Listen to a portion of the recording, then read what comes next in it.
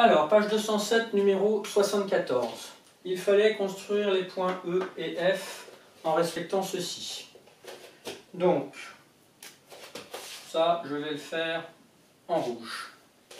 Je pars du point A, je peux appliquer 2 fois le vecteur AB. 1, 2.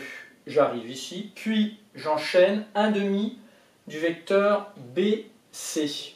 Zut, ces 3 carreaux, ça va pas être pratique. Et bien si, c'est comme ça. Donc 2 carreaux, j'arrive ici, plus 1/2 du vecteur BC. Donc le vecteur BC, il serait comme ceci. Alors ça fait un premier vecteur AB, un deuxième vecteur AB, puis le vecteur BC, c'est 1 vers la gauche, 3 vers le haut. 1 vers la gauche, 3 vers le haut. Ça, ce serait 1, donc la moitié, c'est ici. Alors moi, c'est zut. C'est là où j'aurais dû projeter le quadrillage, ça aurait été plus net. Donc en fait, ça va être ici, en plein milieu du quadrillage, du carré. Ça, c'est le point E. Ensuite, vecteur AF égale 2AC. Donc on part encore de A. On applique 2 fois le vecteur AC. Une fois, 2 fois, donc là je le fais en vert, moins 2 fois le vecteur BC. Alors, 2 fois le vecteur BC. Mais c'est dans le sens négatif, donc c'est comme si on avait 2 vecteurs CB. Là, c'est comme si on écrivait 2 vecteurs AC plus 2 vecteurs CB. Donc on est là, on applique 2 fois le vecteur CB. Donc 1, on arrive là, et 2, on arrive là. Donc voilà où est le point F. Ensuite, plus intéressant, et on en faisait beaucoup dans les anciens programmes, démontrer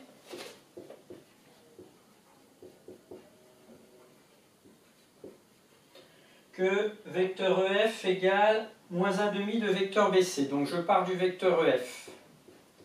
Donc il va falloir forcément utiliser ce qui a été donné avant, sinon tu ne peux pas t'en sortir, ce n'est pas non plus piégeant.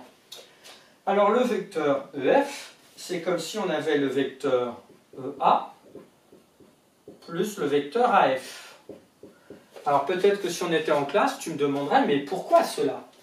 Eh bien moi, dans le livre, je vois qu'il faut que j'obtienne moins 1/2 de vecteur BC. Or là, j'ai 1/2 de vecteur BC. Donc on n'en est pas loin. C'est juste l'opposé. Donc on a ici. Donc ça veut dire que vecteur EF, EA, c'est l'opposé du vecteur AE. Donc je peux prendre l'opposé. Donc l'opposé d'ici, c'est tout l'opposé de cela. Donc ça fait moins 2 vecteurs AB moins 1/2 de vecteur BC. Ça tombe bien, on le veut, ce moins 1/2 de vecteur BC dans le résultat. Plus vecteur AF. Alors vecteur AF, eh ben, je vais mettre ces deux choses pour l'instant et je vais observer. Comme je disais en classe, parfois on part sur une piste, on observe en utilisant ses connaissances de cours et on voit si on part vers une bonne piste. Alors ça m'intéresse.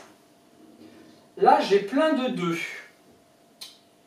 Et puis, tiens, je vois que ici et cela, avec la relation de Schall, je vais pouvoir les factoriser en quelque sorte. Donc là, pour l'instant, je garde moins 1/2 de vecteur BC.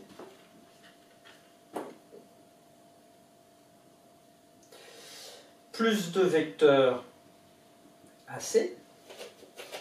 Ensuite, le moins 2 vecteur AB. Et le moins 2 ici, je vais le factoriser. Et facteur de vecteur AB plus vecteur BC. Là, je reconnais une situation de Schall. Donc, ça fait moins 1 demi de vecteur BC, plus 2 vecteurs AC. Et donc là, ça va me faire moins 2 vecteurs AC. 2 vecteurs AC moins 2 vecteurs AC, c'est fait le vecteur nul. Donc il me reste à la fin moins 1 demi de vecteur BC. Voilà pour le numéro 74.